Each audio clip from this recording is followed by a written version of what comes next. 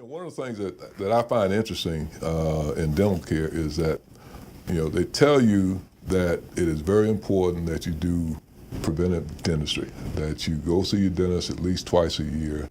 And in my case, I was going at least 4 times a year because I do the preventive work from a dental standpoint, and I was doing the periodontal work to make sure that I was doing everything I possibly could to make sure that my teeth would last me.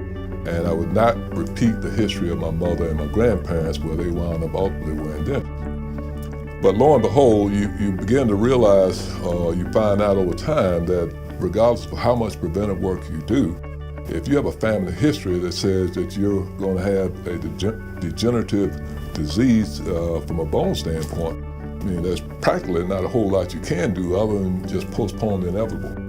Now, one of the things that I have to give my dear wife credit for, she was the first one to go through the procedure of getting implants. And she kids me all the time saying that she was a family guinea pig because to try this process out and everything. But in the process of going through this procedure and doing a little bit of research and talking with Dr. Slider and Dr. Keeney, I was able to learn some things about the process and what was happening with my particular situation.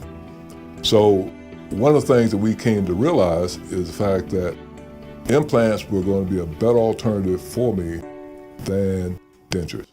Because long term, I was going to have to wind up going through the same process that my mother and grandparents went through. And I would not really have the kind of quality of life that I really wanted. And one of the things that was a big learning for me out of this whole process is how much your dental health is tied to your overall health. Because if you can't eat well, then obviously you can't eat foods that supply your body what they need. The other thing that I was sharing with my wife, and she's very much aware of it, one of the things that baby boomers are particularly interested in, we're somewhat vain. We want to make sure that even though we're getting older, we don't look like we're getting older.